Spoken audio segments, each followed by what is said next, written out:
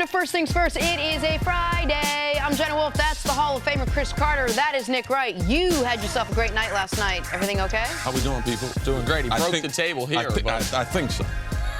Other than that, everything's great. Yeah. All right. Well, we only have 3 hours Multi-network to see. superstar I'm big Cris and Carter. clumsy this morning. Right, you gotta be. Welcome to my corner. You out here It's all last good. night cheating on us with the Terry and Howie and Strahan.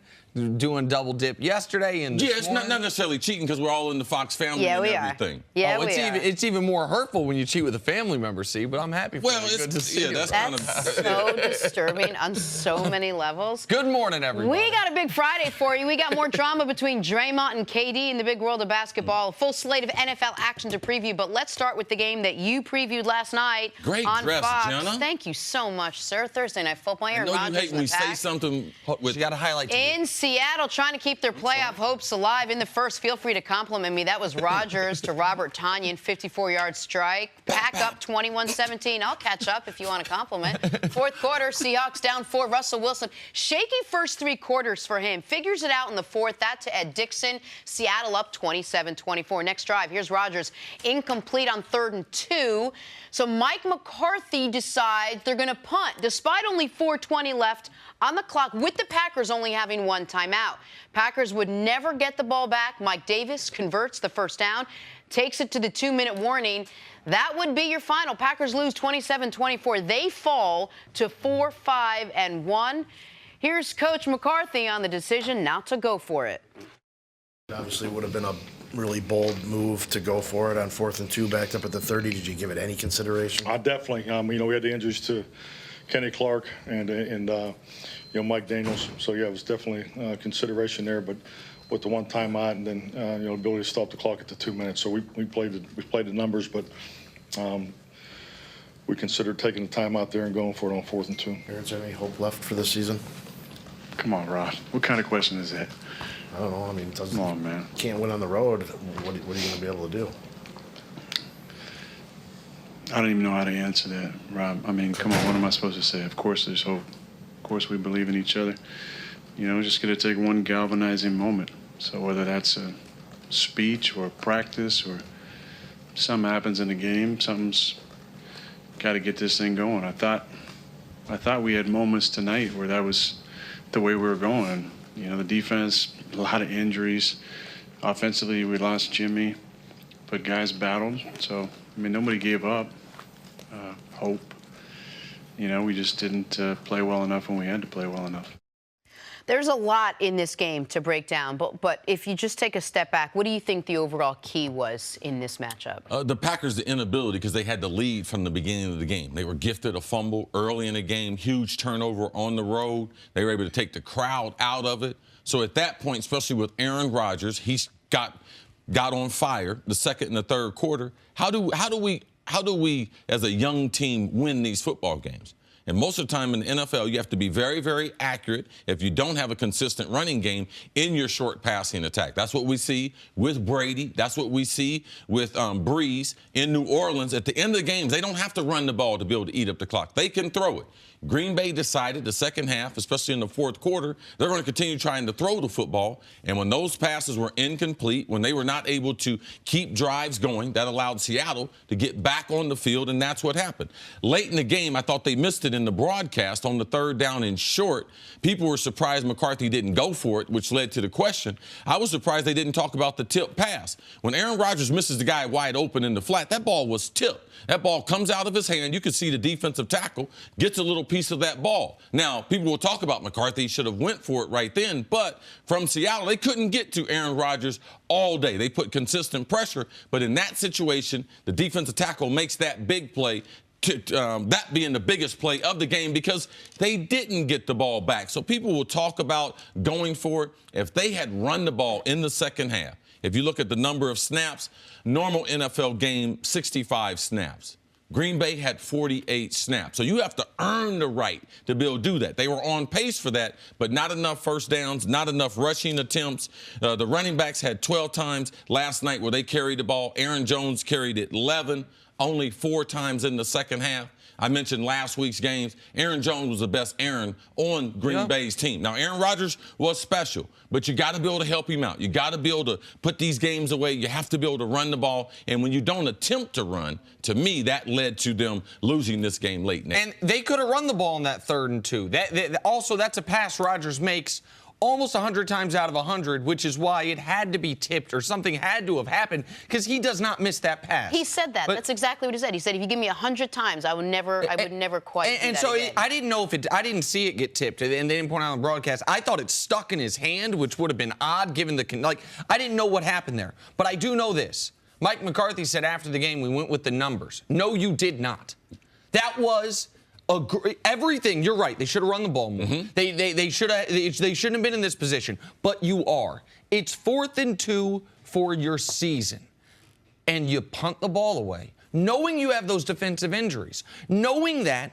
Here's what the math does tell you with 1 timeout and 4:20 left. 2 first downs and Aaron Rodgers never touches the ball again. You're down 3. If you go for it. So that's even without the injury. That's without the injuries. So even a fully healthy. The pure numbers say you should go for it. Of course. Because you're not going to get the ball back. And that's not even baked into what's my defense? What is my defense playing like? And what's the other team's running game like? Oh, it's the #1 running attack in football. Oh, they've already popped us for $150 in this game, and last week hit their opponent for $270. It is 4th in your season. If you believe when you punt away that, oh, we're going to force a 3 and out, well, guess what?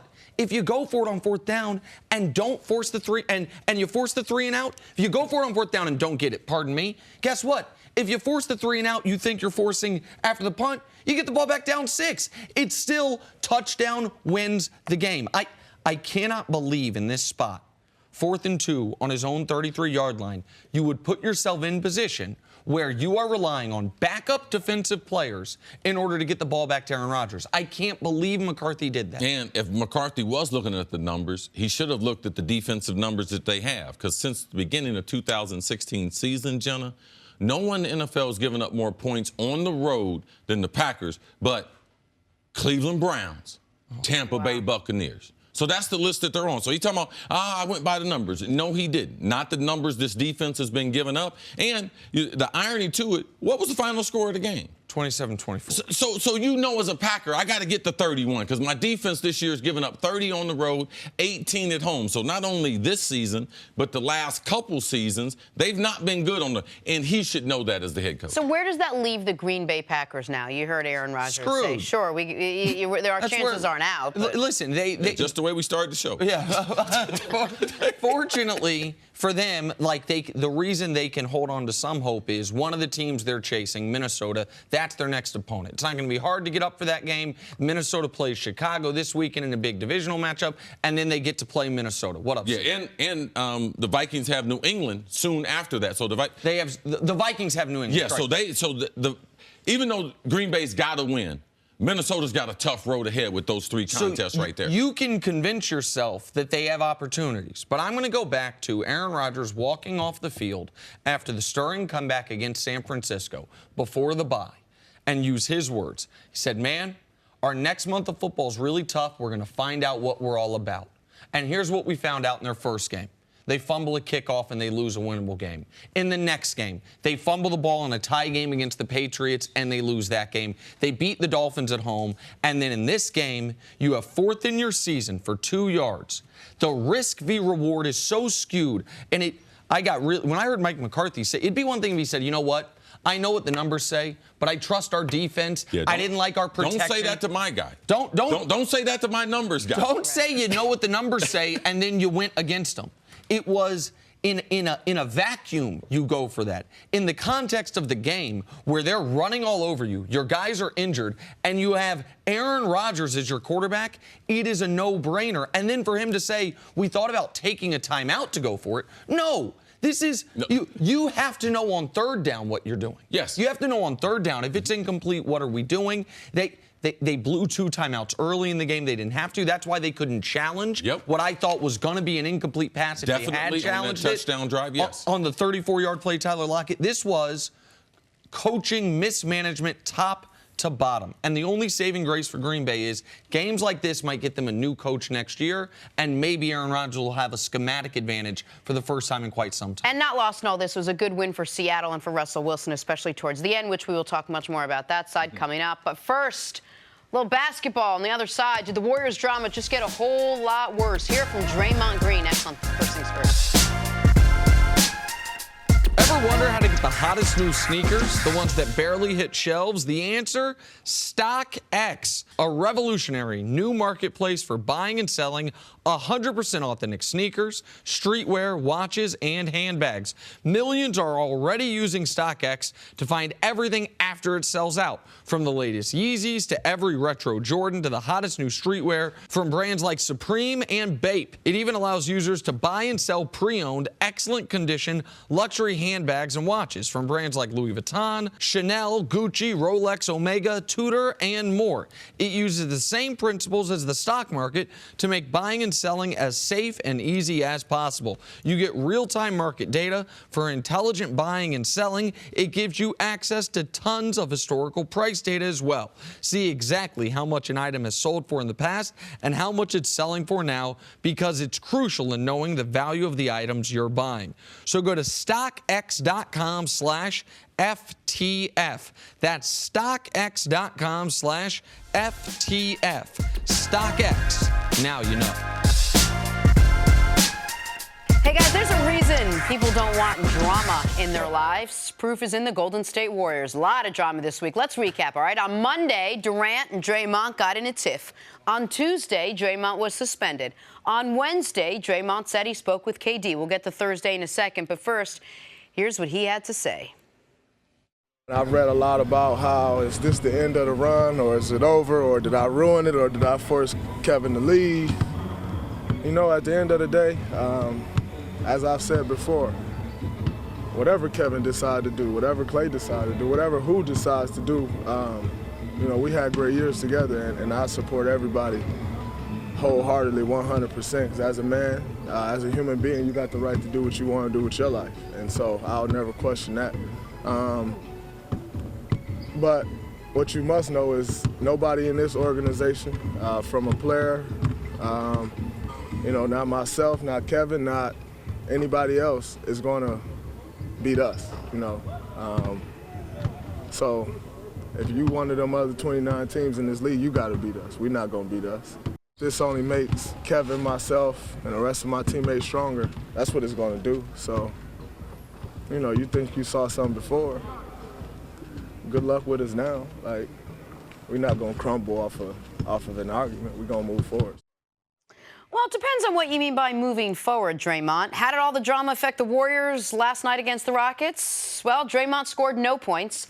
Clay and Durant hit no three-pointers, and the team got blown out 107-86 by the Rockets. I'd say it affected them. Oh, and Steph Curry couldn't save them as he continues to sit out with that groin injury. But according to Draymond, who spoke again post-game, the Warriors have no problems. We didn't play our best game. It happens. You know, if those emotions are what caused us to lose, then it's my bad, you know, but, you know, we're not panicking or think like, oh, man, we're not a great team. We're still the best team in the league, and we're going to win more games and a bunch of games and go win another championship, and we'll be fine. All right, one of the things that I learned here from both of you in basketball, you in football, is that a lot of stuff that happens off the field, off the court, shouldn't and doesn't affect stuff on the court because it's a game and these are grown men and they're doing their jobs. But with what happened this week, what was your reaction? Did that all culminate in what we saw on the court last night, Nick? Well, listen, what we saw on the court last night was, as we've seen time and time again, this Warriors team, no matter how much talent they had, if Steph Curry's not playing, they're an average basketball team. I don't know how, I don't know why. When you have Durant and Clay and Draymond, it shouldn't be the case, but all the numbers say this year, last year, any year, if Steph's not out there, they're an average basketball team. Now, last night, it was exacerbated. Well, most of the NBA teams that have two superstars or two all-stars, they're just above a 500 team in this new NBA. If you look around the league, if you only got two all-stars, Right. Sure, I think and because you have more all-stars, you don't have the type of bench that those other players will have as far as the veteran players. It becomes hard to win in this NBA. Sure, I agree, but I think in most circumstances, I would think that a team with Durant and Clay and Draymond would be better than this team has been over the last 2 years when Steph's out. Like, I'm done with the discussion about who's the best Warrior. I don't care anymore. I know who the most important guy is. It's the guy who's sitting out with a groin injury right now in Steph Curry. But last night was just not about them not having Steph Curry. That was, to me, about the Warriors, and this surprised me. I was surprised they were 4-point underdogs in the game. I was surprised how they played in that game. I thought they'd rise to the occasion. I thought Durant would play a monster game. I thought he'd play angry. I thought he'd take more shots than he did. I thought that at the very least the Warriors would have something to prove to the outside world, even if it was lies. We're fine. Don't worry about us. We're still the Warriors. And last night, they did look like a team, to your point, Jenna, in disarray. They looked like a team that wasn't on the same page with each other. That's one thing, man, I learned at a young age, and it came out of not playing basketball well, upset. When I was younger, I used to have a really bad temper. And my brother Butch, who went on to play in the NBA, he was totally the opposite. Always calm, always cool. And he used to tell me, you can't play basketball like you play football. So it's nice to think, yeah, Kevin Durant, he's going to be mad. He's going to be upset. But you can't play basketball with vengeance unless you're a post player. Unless you're a guy that's going to take them into the paint, you can play mad in the post, but you can't as far as the skill level. Being mad doesn't doesn't help your jump shot. Doesn't help you to be able to pass the ball. So being upset in basketball, it doesn't necessarily help you. So that's why you see a lot of guys who try to stay cool under the pressure, and we don't see a lot of guys who can be physical and be mad and play effectively for a long period of time. So I didn't expect that. And Kevin Durant is not a conflict guy. And if you're in a relationship with a person who likes to deflect conflict like Kevin Durant does, that's why you have burner Twitter accounts. He is not a confrontational person. So I didn't think he would take this and go the right way with it. He's not that type of person. Now, Draymond, he can do that. But Draymond, when you have guys on your team like him, regardless of how much you're winning, he wears on you. He wears on you day after day. Now, Draymond, if he had gotten to this same confrontation with Boogie Cousins, I could have thought, yeah, this would help the Warriors because both of these guys can take it. And there's a lot of truth to this. Kevin Durant is leaving. Kevin Durant does have the organization in the palm of his hand, and he can decide to do whatever. He's the only one that can do that. But the reason why I'm not going to panic is because the MVP in the NBA, he was over on the sideline in street clothes. Right. And there is no answer for Steph Curry. And also, Cousins is going to be with him at some point this season. So, man, they're going to drill Houston. They're going to drill some teams in the playoffs. So I'm not going to overreact to this. But this is a foregone conclusion. Kevin Durant, they will never be able to repair the stuff that Draymond said to him, the stuff that he told him, and Durant knows that there's a lot of truth to what Draymond was saying. Well, and the reason that Durant was so wounded by this, and I read Chris Haynes' great story that has almost the exact quotes word for word. It's as good of an accounting of it as I've seen. I listened to Zach Lowe and Howard Beck talk about this. I really tried to go deep on everything that was happening here. The reason Durant was so wounded by this is Draymond, in that moment on the bench, forget calling him the B word, but when he said to him, go ahead and leave, we don't need you, right. We won without you, you know who Draymond was? All those folks on Twitter that Durant be arguing with. All those folks that Durant still is still dealing with that. Durant made a legacy move to go to Golden State, and it hasn't given him the legacy points he thought he was getting. He's dealing with that from strangers on the internet sending him snake emojis all day, to now the every NBA day, greats. And now his own teammate 3 feet from him is saying everything. Because in Chris Haynes' article, it says Durant wasn't really reacting to Draymond repeatedly calling him the B word. It was when he said, we don't need you, we won without you, that Durant visibly winced. And that's when the team, according to his article, that's what the team said. That's a line you cannot cross. And leave now.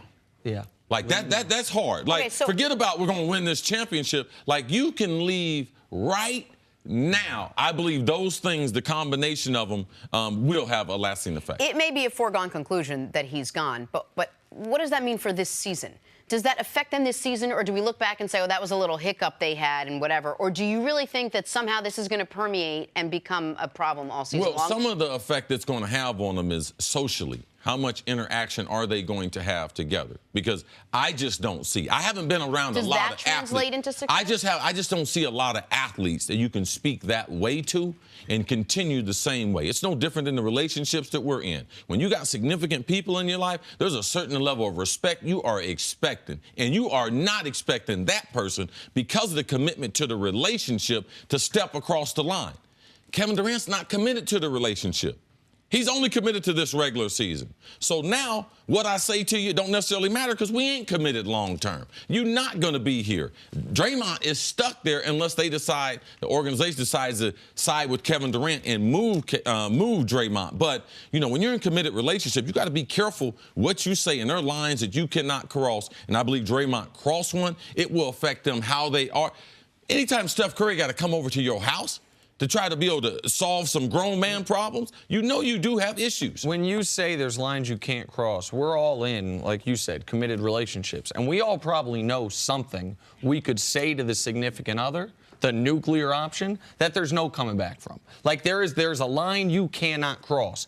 And Draymond, I do feel, crossed that line with Kevin Durant. It wasn't calling him the B word. I understand for C, that's a trigger for you, and you've talked a lot about, man, you say that in an NBA, NFL locker room, those are fighting words. But Durant responded, that was, especially being around Draymond for years. You know Draymond, like Jalen Ramsey, a little spicy mouth, as you would say. Sir. He's going to pop off sometimes. Draymond went with the single most cutting thing he could say to Kevin Durant. Intentionally. Intentionally. Yes. And that is hard to come back from. Now, to your question, I still think Draymond's right about what he said. We're going to win a bunch of games. We're going to win another championship. But that could be true. But what was, in my eyes, Durant already had the wandering eye.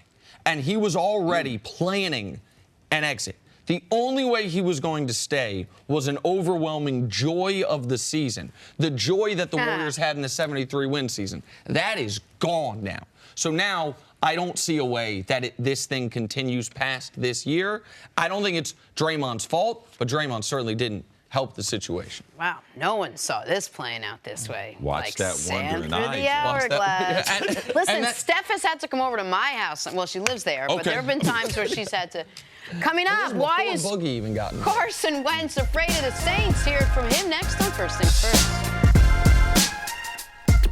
Back here, First Things First. Mark Schlereth on the program. Survived the snow last night. I made it here. I You did. walked 6.5 miles to get here this morning. From Alaska. This was a light dust. Oh, yeah. Yeah. Come on, this I was was a making dusting. snow angels in the street. Just bringing people with you, carrying them down the street. Right in the middle of the street, just making snow angels. I love it. I love it. All right, the reality in the NFL, let me tell you guys, since you don't know anything about it. If you're in the playoff hunt, even from a distance, every game's a big game. And for the 4-5 defending Super Bowl champion Eagles, who have to head to New Orleans this weekend to play one of the hottest teams in the league, it is definitely a big game. Here's Eagles quarterback Carson Wentz on his team's strategy to end New Orleans' 8-game win streak. They've, as of late, gotten up on teams early. You know, we have a ton of confidence in our defense, but, you know, that's a heck of an offense over there. We don't try and look too much into that because at the end of the day, we have high expectations and standards on the offensive side of the ball. We realize we have some things we got to clean up, especially in situational football, some of it being red zone and those sorts of things. And so we realize, you know, we may have to score, but again, we have a lot of confidence in our defense, and we're excited. This is going to be a fun matchup. Stink, that's a tall order for the Eagles to try to slow down this Saints offense. How do they do it? Where do they even start? Well, I think the first thing you have to do offensively, if you're the Saints, if you're the Eagles, you got to stay on the football field. You watch the Saints play offense, and it is a thing of beauty. First off, there's no coincidence in the best 3 teams in the league, the Saints, the Rams, and the Kansas City Chiefs, all have outstanding offensive lines. And I think the Saints are the best of the 3, the best of the bunch. They're outstanding. And so one thing that the Eagles are going to have to do is when you watch the Saints, it's everybody involved, and they do everything well. Doesn't matter if it's Kamara, doesn't matter if it's Ingram, it doesn't matter throwing the football. They are going to put points on the board. They are going to they're going to go after you, and they're going to do it in a myriad of different ways. You got to keep them on the sideline. Like when you're not going to slow down or you're not going to completely halt this Saints offense. There are too many weapons. There are too many opportunities. And, I mean, even when you talk about a kid like, what's the kid's name? Taysom Hill? Taysom Hill. That kid The package they run for him. He's amazing. Last week, he lined up. One, he was the kick returner. Then he lined up at quarterback. He lined up at wide receiver. He lined up at tight end, not only in line, but in the slot. I mean, like, he lined up at H-back and running back. Like, there was no place they didn't put it. And it's not like Baltimore. You know, have you watched Joe Flacco's body language when they bring in Lamar Jackson? Yes. He's like... It's so bad. His wife criticized him. Right. His wife told him, look like a football player. Drew Brees runs out like he's going to... I'm going to go catch a pass, maybe. Like, Drew Brees is excited about it. Like, they genuinely... As much as the Philadelphia Eagles loved playing together last year, and there's something about that chemistry that you talked about yesterday. You just can't create that. It happens. You put the Saints on film, and you're like, these dudes... I mean, I'm just sitting there with my clicker going, these dudes love each other. Yeah, the difference is they don't have to tell everybody What that about Dez Bryant being there for a half a week? Now, you know this does not happen, especially with wide receivers, diva, all the stuff coming about. Every time they get into the end zone, they sending out a tribute to Dez by throwing up the X's. Yeah. That speaks to the stuff you're talking about. Last week, some dude with 18 came out off the practice. I don't even know his name. 18. I'm like, who's 18? Got a 43-yarder. You know, hey, I'm open. I mean, it's unbelievable. So going back to the Eagles, what do you have to do? Well, you're going to have to change some of your game plan. You better possess the ball. You better slow this thing down. The average game has 12 possessions per side. You better slow that down to about 8 if you can, 8 or 9. If you give them the full 12 possessions in a game, they're going to beat you. And you mentioned the offensive line. It's a great point. Very few people in this offensive era that we're seeing in 2018, very seldom are we ever going to talk about. But these offensive lines, and those three that you mentioned, the Rams, we know what they do. Kansas City, we talk about all the skill guys on both those teams, but you painted a great picture. These are three of the better offensive lines that we have. Now, huge question mark over the next month. Saints lost their left tackle.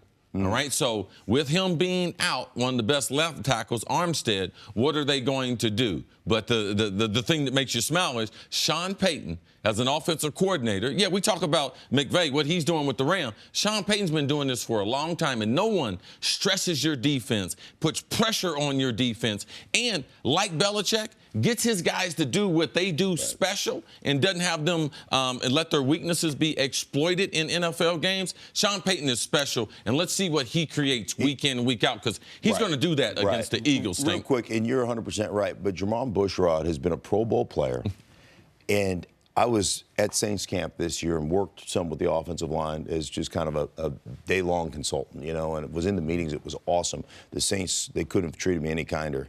But Bushrod is a guy that's a former Pro Bowler that wants to, like, he's there because he wants to be there, because he understands how good this team is. He's played forever, and he's like, this is a great opportunity. And he is playing. He's fresh-legged, and he's a guy that's very skilled. And they won't, I'm telling you, as good as Armstead is, they're not going to miss a beat. And that, when you have that kind of depth, and that, again, that kind of chemistry where people just are there because they're like, damn, I want to be a part of this. Like, yeah, I could retire, or I could have gone somewhere else and had a chance to start, you know, but I want to be here because this is special. So we know that Philly, if they're going to have any chance, you mentioned time of possession, score some points, score a bunch of points. But how are they going to slow down the Saints? The Eagles' secondary has been the biggest weakness on their team. I think it's been the single biggest reason they're 4-5 instead of having a winning record, instead of being 6-3, as a lot of us thought they'd be at this point in time. And their secondary is going to be worse in this game. At least worse personnel than it's been at any point all year. They now don't have. They lost Darby in their last game. They have one starter from Malcolm Jenkins from where they started the season. He's the only guy left of their initial starting secondary. So that's going to put even more pressure on that defensive front to be what it was last year, which was the strength of the team, even more so than Carson Wentz in the passing game, that rotational pass rushers. But this is where the Saints put you in such bad positions. Because of that offensive line, Saints are allowing the second fewest sacks in football. You can't just play the pass because they're the number 8 rush offense in football. And that's with Mark Ingram not even playing the first quarter of the season. Like, that, you know, they're not turning the ball over. Drew Brees only thrown 1 interception all year long. The only way that I think the Eagles can make this a competitive game, much less win it, is if they have their biggest pass rush game of the year. I said it yesterday. You loved this stat. 84% of drives that have a sack do not result in a first down or a touchdown. If you get a sack's not a turnover, but it is damn close. Once you get a sack, that is the definition of a drive killer. And so the Saints haven't been giving up any because of the offensive line, but that's the Eagles' only path, because it's almost impossible to win the turnover battle against a team whose quarterback never throws picks, because fumbles are random and luck, like who falls on them. So how are you going to get the requisite possessions? How are you going to get them off the field? You got to have your pass rush show up. Unfortunately for Philly, they've had a league average pass rush this year, which, given the talent they have on that line, should not be the case. Quick question before we break. We've heard a lot of mixed messages from Doug Peterson, and it's something that's bothered you at least all week. Now that you've gone back and forth with your team and you're going up against a team like the Saints, what is the message? What's that last thing you say to this Eagles team before they come out and face the Saints, so at least they're galvanized in some way? Jenna, I bring that back to the underdog. I bring back those masks and everything. That's what I would go back to, because I know it works. They're going to be the underdog the rest of the season. Look at the Eagles' remaining schedule. Happens to be the toughest in the National Football League. Because now maybe the Eagles might understand. Doug Peterson might understand. The league office right down the street, Park Avenue, whoever wins that Super Bowl, ask the Patriots. Everything is set up for them not to repeat based on scheduling, prime time, not continuity in the schedule, everything. And the Eagles have played that way, helped them out. So not getting it easier coming down the stretch. I think one thing you have to understand, and I know we're tight, but you talked about the pass rush, Nick. Here's the deal. The Saints are so balanced, and they're so good at everything. You know how many legit pass rush opportunities you get? Right. You get about 8 a game when you play the Saints. Tops, because the ball is out, it's on time, they've got great rhythm to the offense, they're rarely off schedule, and they run the ball. So, hey, good luck. Here's Drew Brees, one of the best that's ever played the game. He's smart, he's intelligent, he knows exactly where he wants to go with the football, and you're going to get 8 legitimate opportunities that go beyond 2.7 seconds where he holds the ball. Good luck. You got 8 tries to get the guy. Good luck. I hope it works out for you. You know what? Hasn't worked out for anybody. No. All right, Mark, stick around. Coming up, Zeke says the Cowboys have their backs against the wall. That's next. First things first. Stories to start your morning. Some fun news from our family to your family. Fox Sports has reached a multi-year deal to keep Major League Baseball on Fox through 2028. You know what that means? More swish to go around. What do you mean, Jenna? We got more baseball. We got more high-energy guys. Swisher, this is great. Swish. This is awesome. Like, this was getting the NFL package, obviously, in the early 90s, really kind of put Fox on the map as a network. 25 years ago. And baseball and Joe Buck doing the World Series. Thursday night package. This whole thing, this is great. I'm so excited, part of the new Fox thing. It's great. I am such a huge MLB fan. I'm got baseball really in your excited. family. Yeah, absolutely. Love it. All right, back to Thursday Night Football. Russell Wilson had a solid performance, at least late in the game in the Seahawks win. He threw for 225 yards and 2 touchdowns. What did you make of Russell Wilson's night, CC? I thought Russ, especially early with the struggling start, this is what good quarterbacks do. He was able to show some resolve, get himself back together. I like the fact that he's not running the ball as much. Good game planning, what they've done. Brian Schottenheimer has changed this offense. Very, very effective. At the end, they blitz him. Russell beats him with the quick throw. And we got to start giving Russell Wilson credit as one of the best fourth-quarter quarterbacks in the entire league. We talk about Brady. We talk about Rodgers. How about Russell? Last year, 19 fourth-quarter touchdowns. This year, once again, he's brought his team back either to win or come right there in multiple fourth quarters. You think about quarterbacks that have won Super Bowls. They're all, the prototypical 6'4", 6'5", 240, stand in the middle of the pocket. He was a run-around quarterback when he won a Super Bowl early in his career. This guy has become, even at 5'11" or whatever he is, a straight drop back, eat you up from the pocket quarterback. Yeah, he's awesome. Trying to steal Tom Brady's little thing. Tom Brady's winning on and off the field. Russell Wilson, every time you mention him, mention his wife. Oh, yeah, he's winning everywhere. Mr. Ciara. Yes. All right, it's Mrs. and it's Sierra. But other than that was perfect, Jenna. Nailed it. Now, he's Finally, got a trophy wife. Stink. Tall trophy. Your Broncos heading to L.A. to face the Chargers. Phillip Rivers says it's always a challenge to prepare for the Broncos defense. Stink, what are you expecting from this matchup? Well, I mean, first off, you look at the Broncos offensively, they have not played consistent football. Their quarterback has not played consistent football. The Chargers are a really good football team. They're a really consistent football team that runs the ball exceptionally well.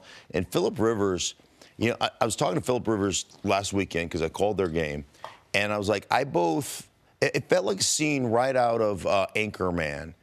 I, straight up hate you, but I so much respect you. However that line goes, right? Yes. Like Wes Mantooth, right? Like if I didn't respect you so much, that type of thing. He is one of the quarterbacks in this league that there is such a love-hate for him because of the way he plays the game and the antagonistic role that he plays. But you have so much respect for the way he plays. And he looked straight at me. I was like, I both love you and hate you at the same time. And I go, how does that make you feel? And he said, and I quote, if they didn't hate me, I wouldn't be worth a crap. And I was like, you know what? That's really good. That's Phillip Rivers. He's the guy that even at this stage of his career, it's as though he's like, hey, listen, you go down to the fire hydrant, cut in. You go down, don't hit the swing set because that's out of bounds. They're drawing it up in the dirt a lot, it looks like. Right. He is. I mean, he's just orchestrating. He's like, at the end of the day, this is just like I was 10 years old out in the park playing. And I think that's what the players love about this childlike enthusiasm that he brings to the game every single time he plays. And the difference between the Chargers this year and the Chargers the last few years, yes, Rivers is playing at arguably the highest level he's played, but he has the best team around him he's had since the 13-3 team with Marty Schottenheimer and LaDainian Tomlinson. Yes. Or the 14-2 team with Marty Schottenheimer and LaDainian Tomlinson. That'll get you fired. Now. Right. 14-2. If you lose first playoff game, it certainly will. This team around him is extraordinary. They got, I think, fortunate in the draft that Derwin James was there, and then they were smart for taking him. Both Melvins on the team, Gordon and Ingram, are playing like all-pro caliber guys. Yes, got off the slow starts, now really evolving as stars in this league. And last year they spent a high draft pick on Mike Williams and didn't get any production out of him last year, I think due to injury. He was dinged up. And this year you're starting to see him as a compliment to Keenan Allen, who's been one of the more underrated players in the league the last few years. This is a very dangerous football team that probably wins this weekend. Then they get Arizona, and then a huge matchup against the Steelers before they get the Chiefs later in the year. And by then, Joey Bosa should be back, and they'll be even more dangerous. All right, let's move on to the Dallas Cowboys. They'll head to Atlanta to take on the Falcons. Both teams 4-5 entering this one, both heading in seemingly different directions, with the Falcons coming off a bad loss to the Browns and the Cowboys coming off a big win over the Eagles. Ezekiel Elliott knows how big this matchup is and says that going forward, every game is important. It's hard to even need extra motivation when you go into this game 4-5. And I mean, for the rest of this season, our backs are going to be against the wall. We have to do the best we can to, go out there and try to win every one of these last games. So, I mean, and those guys on the other side, they're feeling the same way. So, I mean, looking to go in there, battle, and, doing everything we can to go out there and get a win. All right, Mark, if you're the Cowboys, what is your game plan against this Falcons team? Well, understand, I think first and foremost, understand what you do well, right? What you do, there's two things that set the Cowboys apart. When they are moving and they are running the ball and they are setting themselves up where their quarterback is also a run-pass threat, and they give the RPO games to Dak Prescott, they're really hard to defend, right?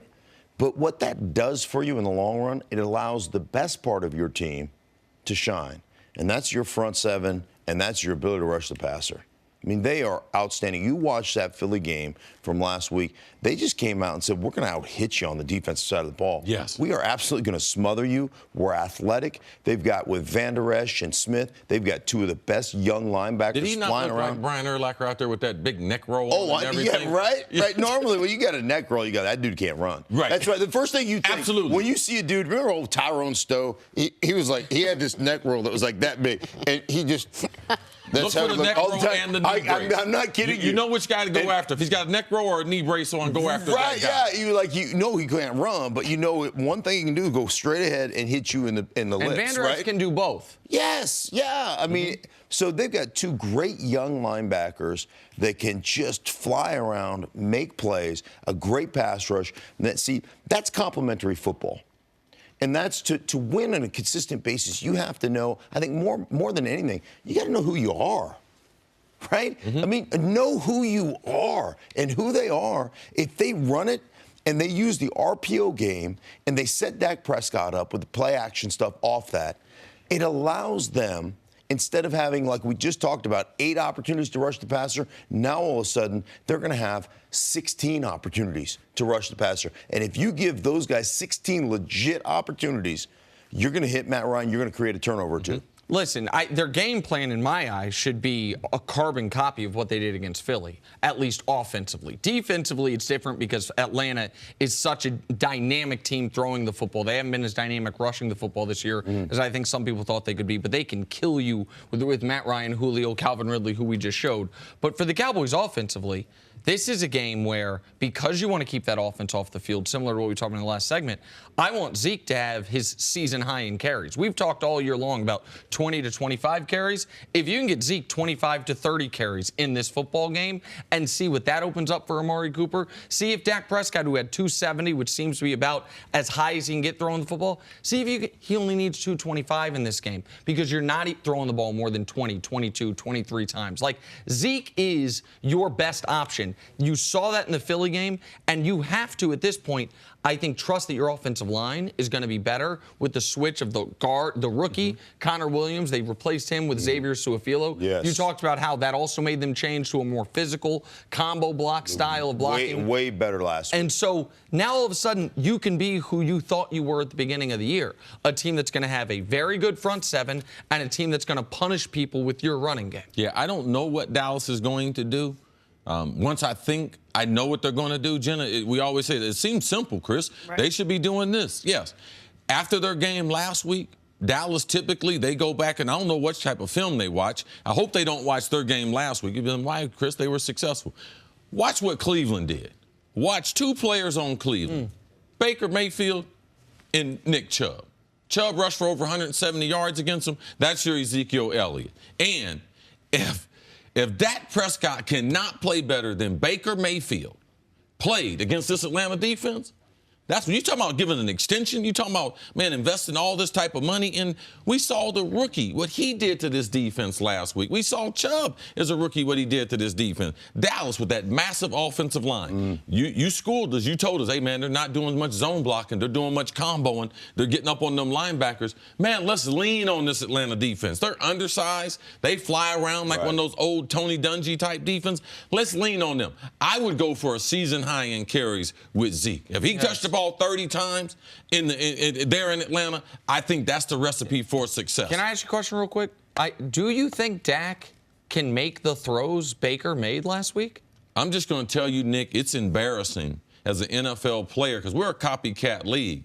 We copy techniques. Stink will tell you, man, he sees a guy work with a technique, guy lead with his left step, he drives off, fires his left hand into a guy's breastplate. It's like, hey, that worked on this guy. He's trying to duplicate that next week. We try to duplicate what we see on film. I would go and say, give me, when I was playing, I don't care when they played, let me see what Bruce Matthews did on this guy. I want to see his sets. Let me see what Steve Wisniewski did. Oh, they played 2 years ago? Grab me that film because I want to watch exactly how one of the best in the business, and I would look at those guys. You know one guy I would never look at, though? Your boy, Randall McDaniel. Oh, no, he's a freak. You can't watch him. Technique bad. Like terrible, like hockey stick. His leg was like a hockey stick. I was like, oh, I can't see. And he would do things that was like no human on the planet should be able to do, and he'd still just absolutely dispense And the reason justice. why you pick those 2 players, if you look at where Dak is, Dak knows way more football with all those starts, his experience. He should be able to do that. It's an indictment on him if he can't. If Zeke, with that offensive line against the same defense, I think if he can't do the same thing, Zeke know he can do it. Yes. All right? The thing is Dak, because they have to be in a pair. They're only good as a pair of being effective if the Cowboys are going to reach their potential and continue this drive to get back into the playoffs. All right, Mark, stick around. Coming up, did Mike McCarthy blow it for the Packers last night? Did business on the head coach? That's next on First Things First. Back here with Mark Schlereth, we are going viral. So the Seahawks have led the league in creative touchdown celebrations. That's good. And they didn't disappoint last night with the coordinated surf ensemble. I feel like Mark Schlereth's a surfer. Alaska? No. Oh, come on. No. Never off the Aleutian Islands? No, Bodysuit? it's a great, you know what, it's a great tide, though. Second highest tide in all of the world, right there off the Aleutian Islands. So why aren't you surfing when you were growing up? What are you doing? That water's about 32 degrees. Maybe 32 and a half, 33, 32 probably. Yeah, but you're yoked. It moves, it doesn't freeze. Boom, you don't feel that. When you're yoked, though, you body fat. You do feel it more because you got less fat As to be I able was to saying. absorb. I'm so fat, I hover above the water. That's how fat I am. We should ask his dad, man. His dad's the real star. Yeah, I feel like your There's no dad was a question. surfer. Poolside. They called him poolside. Yeah, of course he is. Right now, what's he doing? He push-ups. Lifting.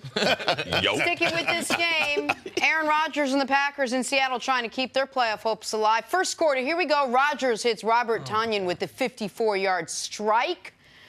Aaron Rodgers fired up. Packers up 21-17 at the half. Fourth quarter now. Seahawks down 4. Russell Wilson, after a shaky first 3, figures it out in the fourth. Ed Dixon for the touchdown. Seattle up 27-24. Next drive. Rodgers incomplete on 3rd and 2, and Mike McCarthy decides to punt despite only 4:20 left on the clock, with the Packers only having 1 timeout. Packers would never get the ball back. Mike Davis converts the first down, takes it to the 2-minute warning. Packers lose 27-24. They fall to 4-5-1. Here is the aforementioned Coach McCarthy on the decision not to go for it. Obviously, would have been a really bold move to go for it on 4th and 2, backed up at the 30. Did you give it any consideration? I definitely. We had the injuries to Kenny Clark and Mike Daniels. So yeah, it was definitely consideration there. But with the 1 timeout and then ability to stop the clock at the 2 minutes, so we played the numbers, but we considered taking the time out there and going for it on 4th and 2. Is there any hope left for this season? Come on, Rod. What kind of question is that? I don't know. I mean, Come on, man. Can't win on the road. What are you going to be able to do? I don't even know how to answer that, Rob. I mean, come on, what am I supposed to say? Of course there's hope. Of course we believe in each other. Just going to take one galvanizing moment. So whether that's a speech or a practice or something happens in the game, something's got to get this thing going. I thought we had moments tonight where that was the way we were going. The defense, a lot of injuries. Offensively, we lost Jimmy, but guys battled. So, nobody gave up hope. We just didn't play well enough when we had to play well enough. All right, Mark, from what you saw, what do you think was the key? How would you break down what happened last night? Well, one galvanizing moment, 4th down and 2, convert it. There's your galvanizing moment right there. That could have been your galvanizing moment. And that was it. There's what we used to call on the West Coast dragon, right? Drag slant. That's all they ran right there. Like 3-jet dragon. Let's go. It's wide open. 3rd and 2. The 3rd and 2, and you dirt it. But the bottom line is the thing that has been so impressive, and I've had the opportunity to call a couple of Seahawks games. This team is consistently under Pete Carroll improved.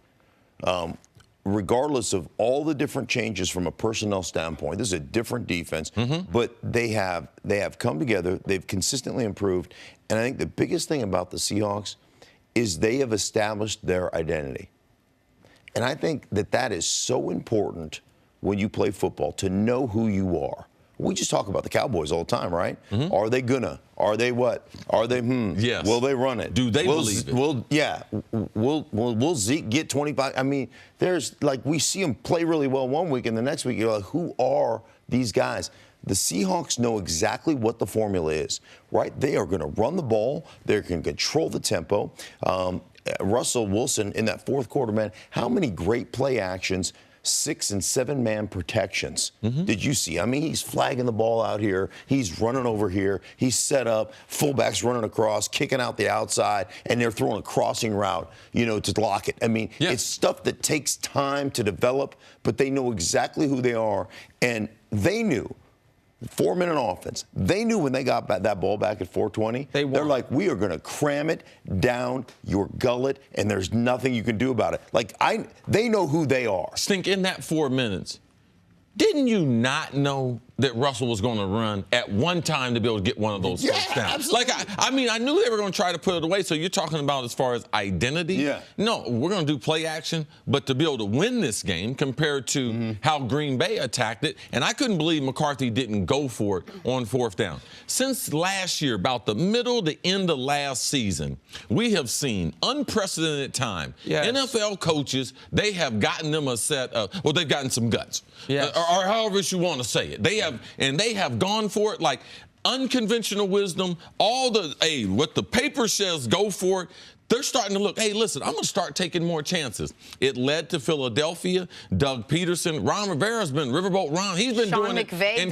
Sean McVay. So now we get to the biggest moment in Green Bay season. Their coach decides that, hey, I got two of my key defenders out. This defense for the last 2 years, since the beginning of 2016, we have given up more points on the road than every team except two. Tampa Bay Buccaneers, Cleveland Browns. I don't know what told him. He had no sheet that told him that I shouldn't go for it with those types of stats. And the team you're playing, just on their previous drive, became the first team in 15 years to go for a $150 on the ground in 7 straight games. You are going up against the most prolific rushing attack in football that, even though they're not winning every week, is hitting everybody over the head for at least 150 yards on the ground every single week. So what numbers was he looking at? He's making the numbers up. Yes. You called it getting a set of guts. I would say activating part of your brain. Just saying what gives me the best chance to win. Or even if you're not into the numbers, how about a more kind of more intangible question? What's my opponent hoping I do? What was Pete Carroll on that fourth down praying the Packers did? Punt. Please punt. Please punt. Punt the ball. Punt the ball. Trust your defense. You should trust your defense. Right. Maybe we won't run it. It is maddening. Listen, I get it. Rodgers missed that pass. You saw it get tipped. He said after the game it stuck in his hand, which maybe led to it getting tipped. Okay. Regardless, Rodgers in this football game completed 2 passes that flew in the air 50-plus yards. That hadn't happened this decade in the NFL. Rodgers was on fire, and he misses a pass, and you're like, well, now we're going to trust our defense with our season on the line. You trust one timeout? One timeout. Right. And it was, again, worst case scenario on that 4th and down. You don't pick it up. When you punt, you say, we believe we're forcing a 3 and out.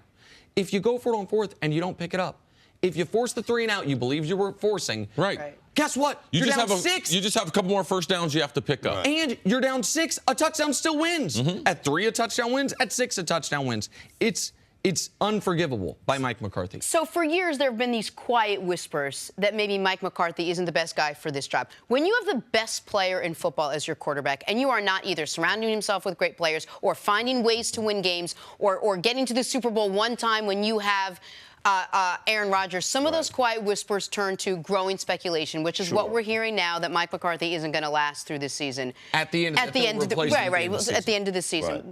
Where do you stand on that? Would that be the right coaching move for this team? I think it goes back to, and there's a lot of coaches that have this philosophy, after you've been at a place for X number of years, it's time. We all need at some point a fresh start. I mean, there's very few people, whether it's coaching or whether it's playing, that can start with one organization and finish with one organization. So sometimes your players need a different voice. You need a different way of looking at things. You just need to bring some juice into the organization. And I would say right now, you look at where they're at, it's inexcusable. Inexcusable to have Aaron Rodgers on your team and not to have participated in more than one Super Bowl. He is so damn good at everything. Like, how can you be in this position? And at that point, you have to look at yourself very critically and say, we haven't done enough for him. And listen, I get it. There's a sliding doors moment against this very team, NFC Championship game a few years ago, up 12 of about 4 minutes left, and you blew it. That sucks. Like, maybe that wasn't on the head coach. They muff an onside kick. They don't get the toss in overtime. Things go against them. But you have had a decade. How many teams in this decade have been to multiple Super Bowls with lesser quarterbacks? How many teams have been to at least one with lesser quarterbacks? I mean, Jim Harbaugh had 4 years in San Francisco with Alex Smith and Colin Kaepernick and made as many Super Bowls and as many NFC Championship games as we've seen from the Packers in the last decade. Like, what's going on there? There isn't a defense for. So I understand that winning that Super Bowl buys you a lot of time. I think that time is running out here in about 6 weeks. And Mike McCarthy, I think this is his 13th year in Green Bay.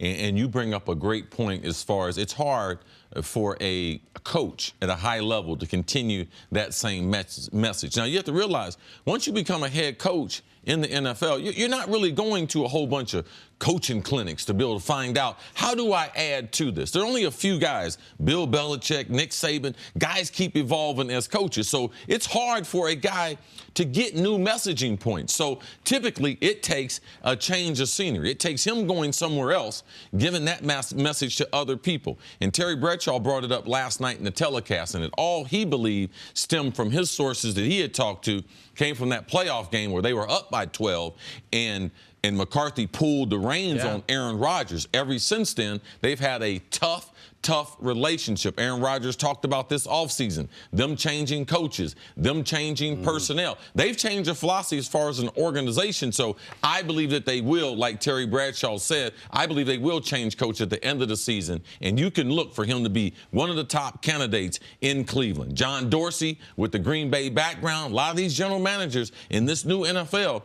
they go with who they trust, not necessarily who they think is best, who they trust to be able to make decisions as far as them moving forward as a team, general manager and head coach moving forward at the same. So, yes, I believe he is going to be dismissed from Green Bay, but I can believe he'll be fired probably that first Monday after the season. On that Tuesday or Wednesday, he could be rolling into Cleveland. You can be the right person to get Cleveland from A to B, but that doesn't mean you're the right person to get Green Bay from B to C. You know what I mean? Like, you can be the right person for a certain job where a team is in trying to get into contention, but not necessarily the right person to take a team that's in contention over the top into Super Bowl favorite. I think that's the place Mike McCarthy finds himself. Sting, thanks for hanging out with us this week. Absolutely. Appreciate you guys. Gotta take a break. Talk some Steelers. Now that the Le'Veon Bell drama is behind them, they move forward as currently constructed, heading to Jacksonville to take on a disappointing Jaguars team. Jags are 3-6, but they seem to have the Steelers' number. Pittsburgh seeking revenge for the 2 times they lost to Blake Bortles and company last season. Big Ben says he isn't taking Jacksonville lightly. From front to back, they're really good, really fast. You know, a lot of teams we say, you know, it starts up front, you know, with their pass rush, and this group has an unbelievable pass rush with their front 4. Their linebackers are some of the fastest you'll ever play against, and their secondary is as good as the secondary you're going to play. So there's really nowhere to start and finish with this group. They're just that good. So, like I said, this will definitely be the biggest challenge for us. So surprising that the 2 big losses last year were to this Jaguars team. What do the Steelers have to do to avoid another loss to this team, C? You got to listen to Ben, what he's saying as far as how you attack Jacksonville. They are very, very fast, not only on the back end, especially their linebackers, but the linebackers with that speed, they're a little undersized. Pittsburgh, what have they done to people? They've spread them out, and, man, they have run the football. They have been physical. Their offensive line has played great, which has led to James Conner having a great first half of the season. That's the way you attack Jacksonville. Then you get some play action. Right now in the National Football League, there is no one better as far as a deep threat than Antonio. So then you physical, play action, you get Antonio some of those double moves against Jalen down the field, leads the NFL as far as big plays, touchdowns over 20 yards. He's got 7 of them. So, man, that's the way I think. James Conner, let's get some play action after the James Conner, and let's get AB on some of those double moves against Jalen, old spicy mouth, and let's see what he's got to say after the game. Nick? That makes me laugh every time. Listen, the Steelers are one of the hottest teams in the league. The Jags are playing terrible football after the great start for their season, 1-6 in their last 7. Why is this game a potential trip-up game for Pittsburgh? Man, last year Pittsburgh was 13-2 against the NFL, not named the Jacksonville Jaguars. And those 2 losses were an overtime loss to Chicago and a last-second loss to New England. So they played 15 games against teams that weren't the Jags, either won them or lost them on the final play. The overtime to the interception against New England and the overtime loss to Chicago.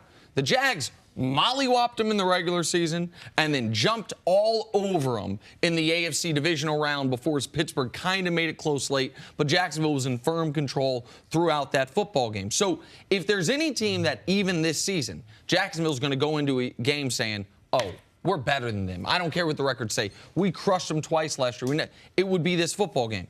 My question is, can more on the Jacksonville side than the Pittsburgh side? I know who the Steelers are. They've made it very clear who they are after the beginning of the season where they had their struggles. Their defense is playing the best it's played since Ryan Shazier's injury. The offense has always been dynamic since they've had Ben and Antonio Brown, and they've got a close proxy of Le'Veon Bell and James Conner. Haven't skipped a beat. I want to see if this Jacksonville defense can channel anything that it was like last year. Because this year, we can put everything on Blake Bortles, that's fine. But this defense that was first or second in everything last year is 10th in points, is right now 18th against the run. The only category where they're still in the top 3 is passing defense. Like, what can this Jacksonville defense show you in a year that is a lost year for them? But if they're trying to build on anything as a young team needs to, this game at home could be the biggest game remaining on their schedule. Good teams don't lose five games in a row, let alone great defenses. So when you look at this Jacksonville team, to me, will they ever get back to that?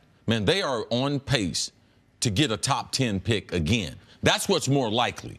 Them be picking in the top 10, picking top 5 again, which we're used to with Jacksonville compared to this defense returning. Like, this is a team, man, they talked an awful lot before the season.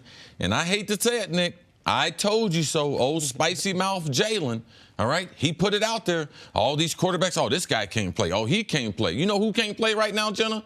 Jacksonville, second worst record in the AFC. Only better than Gruden and the Raiders. So that's what so that's what they've talked themselves into this year, all right? 5 in a row that they've lost, all right? What good team have they beaten in the last month and a half?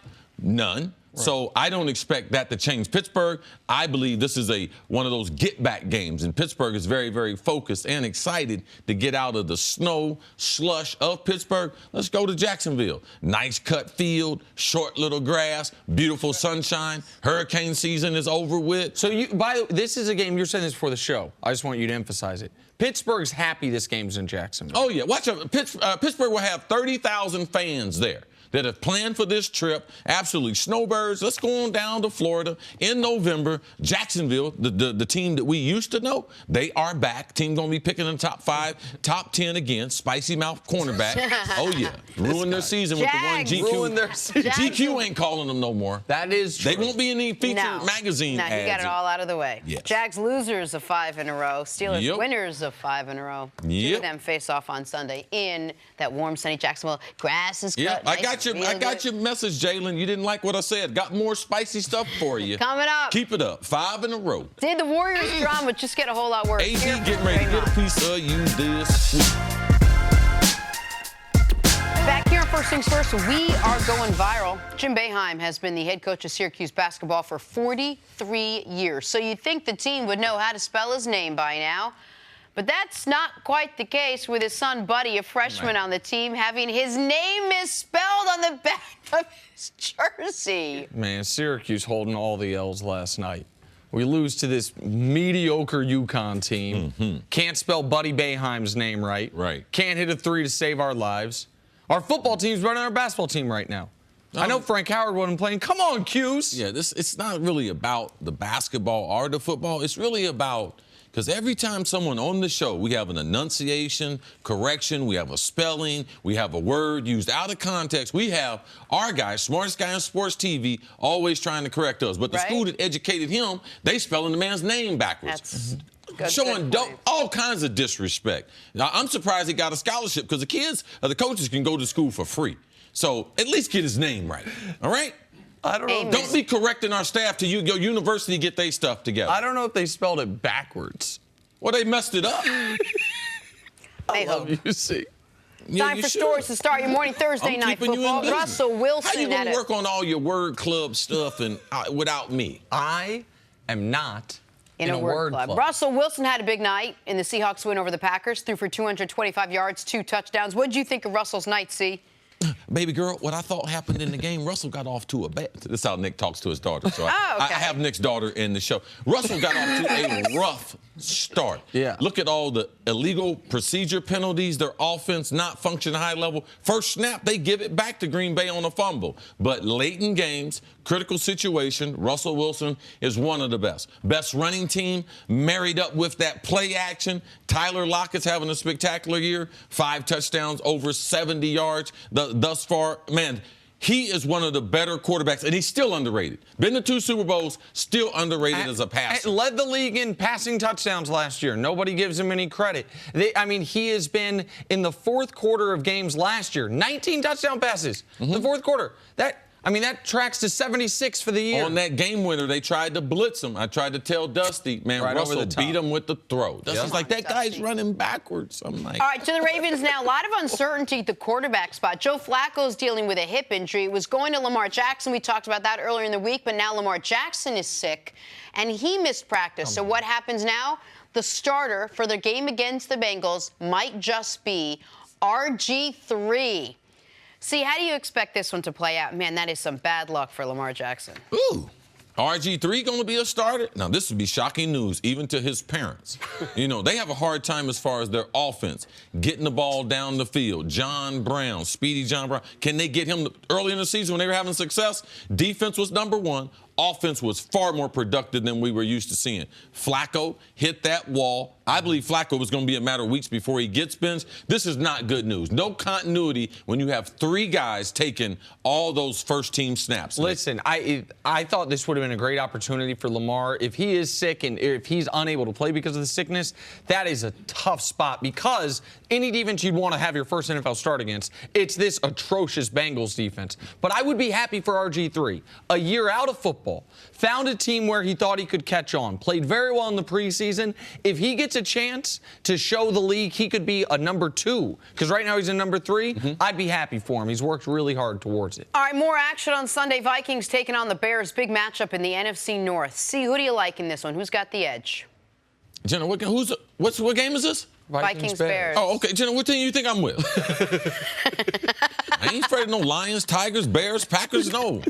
Man, I bleed purple. I cash too many of them checks. That's my squad. Cash too many of them check, baby. Yeah, that's my squad. And they're playing the best football. Mike Zimmer, you talk about all week. This team is starting to resemble the expectations I had before the season. They've been led by their offense, but their defense in the last several weeks starting to do the type of things we're used to seeing in that purple. I'm very excited to watch this football game. I'm excited to see if Mitch Trubisky can continue what he started last week against an excellent defense, a defense that is playing more like we expected than they were at the beginning of the year. I think that's the biggest game in the NFL this weekend as far as the playoff picture. All right, finally, Warriors lost to the Houston Rockets 107-86 behind 27 points from James Harden. It was the 4th straight game where Steph Curry sat with a groin injury. Nick, how much do the Warriors miss Steph? Here's the thing. I understand that from a basketball perspective, it would appear Kevin Durant's the best player on the team. He's a better defender. He's obviously taller. He can theoretically do more things. He can present more problems to defenses. But the jury's out on this. The jury's not out on this, I should say. Steph's the most important Warrior. Steph is the guy that takes them from a good team to a spectacular team. This year, they were 10-1 until the game Steph got hurt. Since then, they're 2-3. And that duplicates what we saw last year. They missed a lot of games without Steph. Steph missed 31 games last year. They were a 500 team without him. They were on a 65-win pace with him. Like, this Warriors team, I believe they're going to win the championship. I believe that they're going to cruise to a championship. The only but is they continue to show you if Steph isn't there, they can be beaten. If Steph isn't 100%, they can be beaten. I know they had the distractions off the court last night, but the Rockets are not a good team right now. The Rockets don't have a home court advantage right now. You guys saw in the highlights, that lower bowl is mostly empty. A tip-off. They got blown out, in part because of what was going on off the court, but in part because Steph isn't there and what he creates for them. This is the problem with Steph. And it's not a Steph problem. It's more of the other people's problem. When Steph's not playing, because right now in the NBA, Steph Curry is the MVP. He has played the best. If they were giving out the award, even with the injury, they would have to give that MVP to Steph, even though we say, man, with KD coming over, it's going to cancel each other out, so it becomes important. Draymond is not a good basketball player without Steph being on the court. He's shooting 22% from three-point range, the lowest since his rookie year. So the overall spacing on the court, because Steph, he's the primary ball handler, and because what he does to the defense. Clay is not an all-star without Steph. The spacing on the court, he is not good at putting the ball on the dribble, one or two bounces, and shooting it. He is a catch shooter. That's what he does best. He's affected by not having Steph on the court. KD is affected because the other guys are affected, but KD can get 30 on anyone. You could put, like my man Jimmy Butler, when he came to practice with the worst guys on the team, they beat the first team. KD could do that. Now, last night, because of what happened between him and Draymond, he was not himself. Now, it was an unusual night as far as hitting threes, so I'm not going to overreact to that. It's just a matter of who Steph Curry is and the respect as far as basketball people, what they give to Steph, and his effect on the team. You could see it in the game last night. Houston played their best game of the season. So I'm not going to overreact to this. The Warriors are missing the best player in the NBA this season. It's been Steph Curry. And that the only but on Steph Curry's resume is the injury stuff. The only reason that any team in the league should have hope this year is the injury stuff. It's a real thing. And as far as the all-time greats, and Steph is one of those, he's the one that comes to mind that is in the pantheon that has the ankle injuries early, the groin injury, the knee injury in the playoffs a few years ago. With all the great stories around the Warriors, none of those stories and none of those guys have changed basketball like Steph Curry. Correct. Yeah. If you look at what he's done to basketball worldwide, because of his shooting, and it's changed it, and the analytics as far as how necessary threes are now, Steph Curry, man, it's missed. And he's out another week or so? Well, he's going to miss at least 10 days. Yeah, at least the next 4 games. Like, this is, they have enough talent. We see teams all the time with their best player worse than Durant, second best player worse than Clay, play better than the Warriors play without Steph. All right, let's get back to the NFL now. And if you're in the playoff hunt, even from a distance, every game is a big game. And for the 4-5 defending Super Bowl champion Eagles, who have to head to New Orleans this weekend to play one of the hottest teams in the league, it's definitely a big game. Here's quarterback Carson Wentz on his team's strategy to end New Orleans' 8-game win streak. They've, as of late, gotten up on teams early. We have a ton of confidence in our defense, but, that's a heck of an offense over there. We don't try and look too much into that because at the end of the day, we have high expectations and standards on the offensive side of the ball. We realize we have some things we got to clean up, especially in situational football, some of it being red zone and those sorts of things. And so we realize, we may have to score, but again, we have a lot of confidence in our defense, and we're excited. This is going to be a fun matchup. I'm glad he thinks it's going to be fun. My question to you, where do the Eagles even begin when they look at this matchup to start slowing down this Saints offense? It's the irony to it is it's not going to be anything they're going to look at defensively if I was them. First thing I would look at is that offensive line. Okay. If that offensive line does, which I don't believe is going to return to the form. Jason Peters, he had a great career. It's going to be hard. He's fighting some injuries just to be able to stay in there. He's not nearly the player that he was over a year ago. We know Lane's missed a lot of time at the right tackle. He's their best offensive lineman. So their inability to be physical, force their will on, makes that offense one-dimensional. Carson Wentz is running for his life. He's playing some great football, but you can get after him. You can force him into turnovers, and you can force sacks. Nick, you had the stat as far as what are the chances of an NFL offense scoring points if they do not get a first down or they allow a sack? Right. If you're sacked on a drive, 84% of those drives end up not resulting in a first down or a touchdown. So, a sack is worth almost as much as a turnover as far as getting the ball back.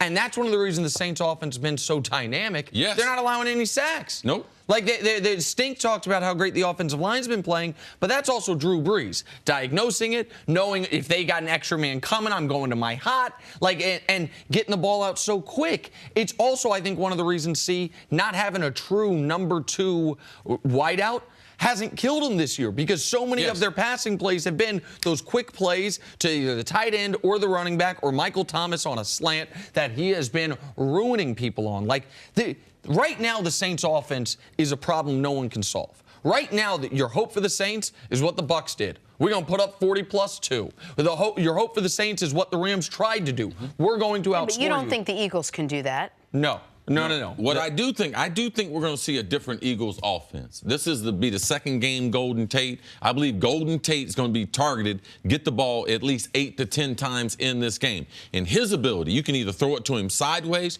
you can run him on reverses, but his ability, Carson wants to get Golden Tate involved in this game plan. I believe it makes Alshon that much better. I believe it makes Ertz that much better. And if they can get Darren Sproles back, who re-injured his hamstring, that's the way you control with the short passing attack.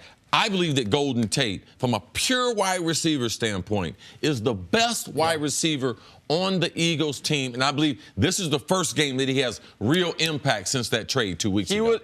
I think he was the best wide receiver moved at the deadline, and he's maybe the second best wide receiver that's moved at all next to Amari Cooper. But he also had the least impact of any of the guys in his first game with his new team. You were talking earlier about Jalen Ramsey and his comments. I don't know if you remember, Alvin Kamara, a friend of ours, and a guy who seems like a really nice kid, said something really interesting that I'm curious if you think will apply to this game, have any impact in this game whatsoever. And he was asked about it this week. He had said that if they would have, the Minneapolis Miracle didn't happen, if the Saints would have gotten the Eagles, we would have, quote, beat the bleep out of them. He was asked about it this week, and he said, yeah, that's what I said. I don't care if we're playing against the Monstars, my team, whatever I'm on, I'm going to say we're going to win.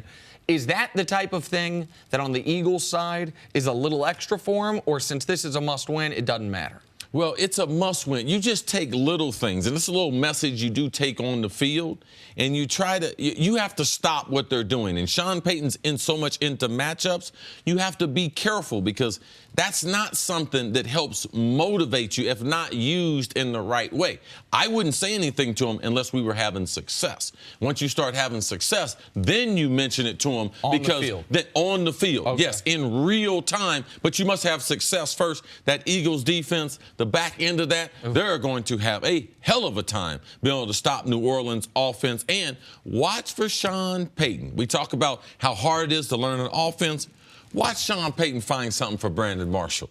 Watch him find a matchup in this game because the Saints, we talk about them, man, they throw the ball, Drew Brees. Yeah. They are really trying to be physical. And you talk about one of the most physical wide receivers, watch Brandon Marshall. Never played in a playoff game in his 13th season with the team that has the best record in the NFL. Take a break. The Eagles secondary would have had trouble with the Saints at full strength. They're down to one starter from the beginning of the year. They're in rough shape in this game. All right, on the other side, Ezekiel Elliott says the Cowboys have their backs against the wall. Talk about that next. First things first. Welcome back to First Things First. Chris Canty is here, bringing up the rear, making it great. Without fail, CC. Without fail. You said it was going to happen. I meant. You said it was going to happen. Okay. What day is it? It is Friday. I meant. Are you sure we're it's Friday? capping the end of the week with a great guest here. Bringing Bringing up the rear, Jenna? Perhaps. You make me nervous with Chris Canty here. I don't know why, Jenna. I don't know why either. I got some theories. Come on, what's wrong with big, dark, and handsome? Okay, that athletic. is What's wrong with it? I got some theories. Canty, let's talk about one of your Soft former cheekbones. teams. The Chocolate the skin. Cowboys. Did I Cowboys. say Hanscom? They're heading to Atlanta to take on the Falcons. Both are 4-5 entering this one, Canty. Both heading in seemingly different directions, Canty. With the Falcons coming off a bad loss to the Browns, Cowboys coming off a big win over the Eagles. Bring in my British lady. Ezekiel Elliott knows just how big this matchup really is. Says that going forward, every game is important. She's the only. It's hard to even need extra motivation when you go into this game 4-5. And I mean, for the rest of this season, you know, our backs are going to be against the wall. We have to do the best we can to, you know, go out there and try to win every one of these last games. So, I mean, and those guys on the other side, they're feeling the same way. So, I mean, looking to go in there, battle, and, you know, doing everything we can to go out there and get a win. All right. right, Kenny, this was the Falcons team that you, at the beginning of the season, thought was so good was going to go to the Super Bowl. Now, they've had a ton of injuries on defense. Their offense still playing well. If you're the Cowboys, how do you stop this Falcons team? Well, I think the Cowboys are going to look to be able to control the complexion of this game, and that's running the football. I mean, you can ask anybody what the formula for the Dallas Cowboys is in order to try to win ball games. It's hand the ball off to number 21. You wouldn't think it's that simple, but it really just comes down to giving Ezekiel Elliott opportunities to impact the game. You saw that last week in Philadelphia, 180 yards from scrimmage. And all they got to do is turn on that game film from the Cleveland Browns game with the Atlanta Falcons, and they'll see everything they need to see. I mean, the Falcons gave up 211 yards on the ground. 140 of that came in the second half. And, CC, you said it. Just lean on that Atlanta Falcons defensive front. Lean on them. They got a lot of small guys. They want to jump out of gaps. They want to run around. They don't want to fight in the phone booth. They don't want to put their face in the fan. But that's exactly what you got to make them do. Because in that second half, the Cleveland Browns offensive line, they did what they wanted to do. And Dan Quinn didn't have any answers. They were jumping in the buddy fronts. They had a zero nose and 2-3 techniques, which means defensive tackles on the outside shade of the guard and guys on the end of the line of scrimmage. So they're completely gapped out on the defensive front. And guess what? They couldn't stop a nosebleed. They got 8, 9 guys in the box. Didn't matter. Nick Chubb still giving them 5 yards a pop. But that's what you have to do if you're Jason Garrett and the Dallas Cowboys. Run the football. It's just that simple. At 4-5, Atlanta, people of Atlanta, they're not going to like what I'm getting ready to say. Okay. This is not a professional sports town. No. Man, they're about the Georgia Bulldogs, and, man, they are about the Alabama Crimson Tide, the SEC, those teams being way up there. Man, they're moved on. Clemson fans, like, they've moved on from pro football this year. Dallas Cowboy and Dallas Cowboy Nation is getting ready to invade the Mercedes-Benz there in Atlanta where the Super Bowl is going to be. They're going to have at least 20, 25,000 fans there. I did a broadcast from there, and I was shocked having that beautiful stadium, the lack of home field advantage that they do have. So when you have that on the road, it becomes important. Do not turn the football over. Dak, don't try to make too many plays early as far as throwing the ball. Preserve the drives, even if you have to punt, like Baker Mayfield did last week. He did not take a lot of chances with the football. Him and Nick Chubb, they did combine for great stat lines, but when you look at what Baker Mayfield did, played very, very conservative, had the big play on the scramble to his right. So with Dak, understand the game. Realize we're going to lean on him. We're going to have attrition on this team. We're going to try to get 40 carries, and over the course of 4 quarters, we're going to be able to take over this game. Don't realize last week, we can do that, but it takes time, patience, and you have to earn the right to be able to run that ball for those 40 times. So that's what I expect. If they want to win, if they want to build on what they did against Philadelphia, to me, lean on this undersized defense, injury-plagued defense, missing their 2 inside middle linebackers, missing a safety, missing a corner. The gut of that defense can be had, Nick. Listen, because the Cowboys are in the NFC East, even if they lose this game, they're still going to be alive. Like Washington's got a real tough game against Houston. I don't know how Washington's going to be able to block that Houston front. So Washington could fall to 6-4. So even if the Cowboys lose, we could be sitting here saying at 4-6, they got Washington on Thanksgiving, can get within a game. But you think Washington's going to say it?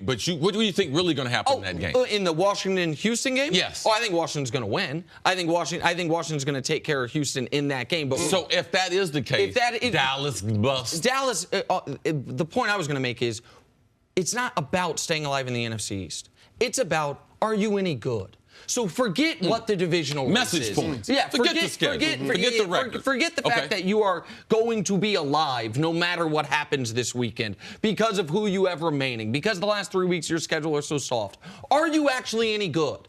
You are coming off your best win of the season. You are in a spot against a team that has a ton of talent offensively, but a lot of weaknesses defensively. And you are in one advantageous spot because of how I think you mismanaged Zeke at the beginning of the year. He don't have a whole bunch of carries on him. He was not run into the ground through the first 6 weeks of the year. So you know what the last 6 weeks of the year, especially because this offseason might split him off with about $60 million, have him go earn it right now.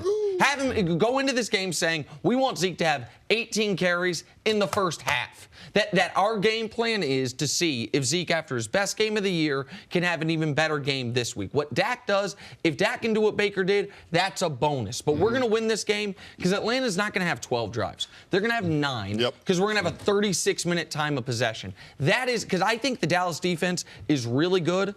But Atlanta's been carving up good defenses, bad defenses. Yeah. Atlanta's offense is exactly the team you thought they were at the beginning of the year. The only thing I think that you miscalculated on Atlanta wasn't even a miscalculation. They got injured. And their defense has not been, they weren't deep enough defensively. The Cowboys have to take advantage of that. Their offensive line, they were trying to work in that left guard. I think they thought in Connor Williams. I think they thought, hey, we've got an all-pro left tackle. We have an all-pro center. Even if our left guard is weaker as a rookie, we can deal with it. But then their center's lost due to the autoimmune deficiency he's dealing with. So now all of a sudden they bring in Xavier Su'a-Filo, who's not a great player, but better than the rookie. Your offensive line should be bigger. And more powerful, better run blocker. And so for all those reasons, this is a game that shouldn't be about Dak. It shouldn't be about Matt Ryan. It should be about 21. It should be about Ezekiel Elliott. They made a huge adjustment when they fired the offensive line coach. They hired one of theirs, Mark Colombo, big offensive lineman, played for the Cowboys. Teammate. So what they're doing now is they're not doing as much zone scheme. They're comboing. They're coming off in teams, not having any leakage into the backfield, allowing Zeke to be able to get up on those linebackers. They're teaming up to those linebackers. Very, very effective. They have to be able to duplicate that week in and week out, and I expect to see that in the Dirty South. Thank you for listening to the First Things First podcast. Remember, leave us a review and tell us what you think. Subscribe to the podcast on Apple Podcasts and catch us on FS1 Monday through Friday, 6:30 a.m. Eastern. For Cris Carter and Nick Wright, I'm Jenna Wolfe. So long, everybody.